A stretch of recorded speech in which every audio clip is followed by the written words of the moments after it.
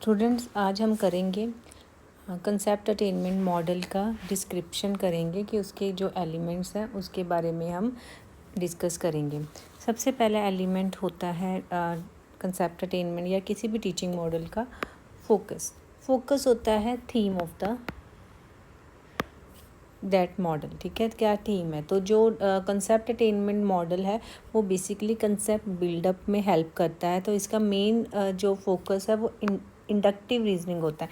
Inductive reasoning वो होते हैं जब हम एग्जांपल्स टू जनरलाइजेशन तक जाते हैं, कि हम पहले क्या करते हैं, हम एग्जांपल्स प्रेजेंट करते हैं। ठीक है, फिर उससे जो एग्जांपल से आगे हम एक जनरलाइज कर लेते हैं आइडिया, तो उसको बोलते हैं इंडक्टिव रीजनिंग। ठीक है, और ये हेल्प करता है स्टूडेंट को attainment of the particular concept के कंसेप्ट तक लेके जाता है बच्चे को। ठीक है, बच्चे को पता होता है कि हम कैसे कहाँ से स्टार्ट किया, हमने कहाँ तक जाना है। तो मेनली इसका जो थीम का फोकस है वो इंडक्टिव रीजनिंग होता है। नेक्स्ट है सिंटेक्स। सिंटेक्स में आता है कि क्या उसके स्टेप्स हैं। ठीक है, स्टेप्स कौन से हैं? तो जो कंसेप्ट अटेनमेंट मॉडल है 3 फेजेस होती हैं, first phase 1, second and third. जो फर्स्ट फेज़ है उसमें डाटा को प्रेजेंट किया जाता है, आइडेंटिफाई किए जाते हैं एट्रीब्यूट्स को। सेकंड जो फेज़ है उसमें जो टेस्टिंग है अटेनमेंट ऑफ द कंसेप्ट, उसकी टेस्टिंग की जाती है। और थर्ड में analyse of the thinking strategy की जो प्रोसेस है उसको एनालाइज किया जाता है। तो सबसे पहले हम बात करते हैं फेज़ 1 की। फेज़ 1 क्या था? मैंने अभी बताया, presentation of the data and identification of the attributes, ये चीज़ होती है। तो इसमें क्या होता है, टीचर क्या प्रेजेंट करता है? Label example. लेबल एग्जाम्पल मतलब कि वो बताएगा कि ये एग्जाम्पल पॉजिटिव है, ये एग्जाम्पल नेगेटिव है।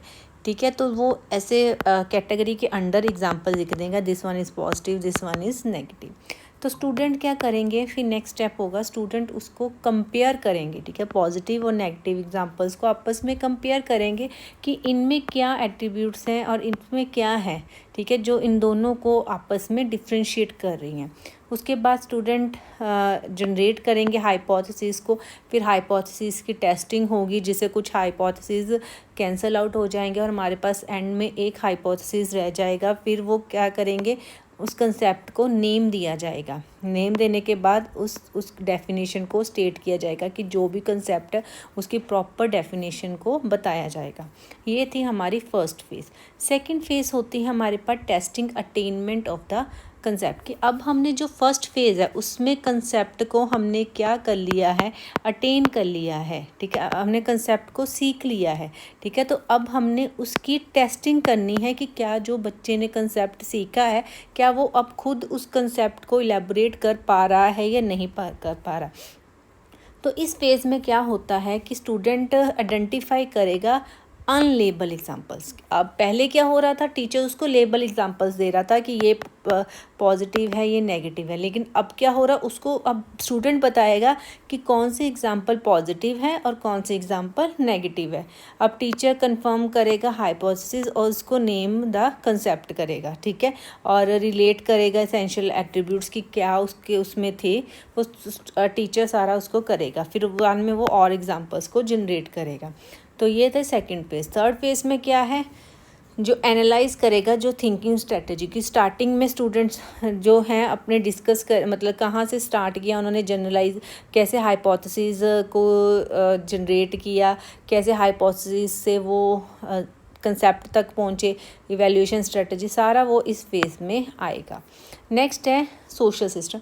सोशल सिस्टम होता है कि क्लासरूम में स्टूडेंट और टीचर का क्या इंटरेक्शन है, स्टूडेंट और टीचर का इंटरेक्शन कैसा है, that come under social system. तो इस कंसेप्ट अटेनमेंट मॉडल में टीचर क्या है, कंट्रोलर है, क्योंकि सारी एक्टिविटी टीचर कंट्रोल कर रहा है लर्निंग की। ठीक है, वही प्रेजेंट कर रहा डाटा को, वही मतलब बता रहा है कि whether that belongs to that category और does not belong to that category.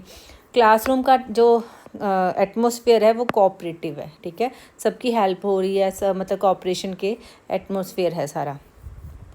Teacher जो है रीज़नेबल फ्रीडम दी हुई है बच्चों को डिस्कशन करने के लिए, क्योंकि वो क्या हो रहा है, कंसेप्ट बिल्डअप हो रहा है, तो वो डिस्कशन करने के लिए स्टूडेंट्स को रीज़नेबल मतलब ज़्यादा भी नहीं दी हुई, रीज़नेबल जितनी चाहिए उनको उतनी बच्चों को फ्रीडम दी गई है। मतलब वहाँ पे क्या हो रहा है, एक लाइवली इन्वायरमेंट है, प्रॉपर इंटरेक्शन हो रहा है टीचर्स और लर्नर्स के बीच में। मेन 3 काम जो टीचर है वो क्या कर रहा है, रिकॉर्ड कर रहा है। रिकॉर्ड क्या कर रहा है, बच्चों के जो आंसर्स आ रहे हैं, ठीक है, हाइपोथेसिस आ रहे हैं, उसको रिकॉर्ड कर रहा है, बच्चों को क्लू दे रहा है, हिंट्स दे रहा है, ठीक है, ताकि वो और एग्जांपल्स को जनरेट कर सके, हाइपोथेसिस करके एडिशनल डाटा प्रेजेंट कर रहा है। नेक्स्ट हमारे पास पॉइंट होता है principle of reaction. Principle of reaction का मतलब है स्टूडेंट्स के रिस्पॉन्सेस को आगे टीचर कैसे रिएक्ट कर रहा है, स्टूडेंट के रिस्पॉन्स को टीचर कैसे रिएक्ट कर रहा है, ठीक है, टीचर कैसे रिएक्ट कर रहा है।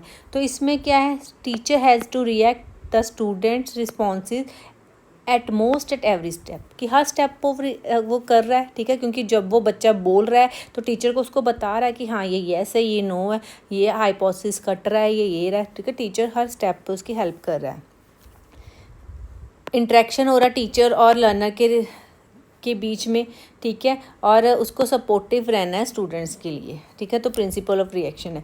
नेक्स्ट है सपोर्ट सिस्टम। सपोर्ट सिस्टम होता है कि हम उस डाटा को जो हम प्रेजेंट कर रहे हैं, हम क्लासरूम में जो टीचिंग कर रहे हैं, उसके लिए हम कौन से क्या हमारा हेल्पिंग हैंड है, ठीक है, एक तो ब्लैक बोर्ड तो होगा, उसके अलावा हम क्या यूज़ करें, डैट इज़ सपोर्ट सिस्टम। तो इसमें क्या होता है कि जो हमारे पास मटेरियल है वो प्रॉपर एग्जांपल्स की फॉर्म में होता है। एग्जांपल्स को हम जो एग्जांपल्स एंड पॉजिटिव और नेगेटिव उसको ब्लैक बोर्ड पे हम कर सकते हैं, उसको हम फ्लैश कार्ड्स में कर सकते हैं, या हम किसी भी तरीके से जब हम उस एग्जांपल्स को प्रेजेंट कर रहे हैं तो वो हमारा उस टाइम सपोर्ट सिस्टम बन जाएगा।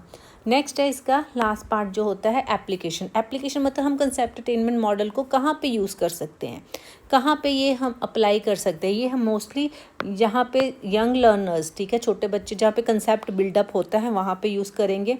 हर ग्रेड लेवल, हर एजेस के लिए, स्टूडेंट्स के लिए यूज़ हो जाता है। ये मोस्टली लैंग्वेज टीचिंग में यूज़ होता है, ग्रामर की टीचिंग में यूज़ होता है, जहाँ पे हमें मैथमेटिक्स के फंडामेंटल्स टीच करवाने हैं वहाँ पे ये कंसेप्ट अटेनमेंट मॉडल हम यूज़ कर सकते हैं। तो इसमें क्या है, तो हम अगर इन शॉर्ट बात करें, कंसेप्ट अटेनमेंट मॉडल क्या है, एक टीचिंग का नेचुरल वे है जिसमें बच्चों की रीजनिंग पावर को डेवलप किया जाता है, इनकरेज किया जाता है बच्चों को सेल्फ स्टडी करने के लिए, और बच्चों को हेल्प की जाती है लर्नर को कि वो अपनी जो नॉलेज है वो अप्लाई कर सके डिफरेंट सिचुएशंस में। Thank you.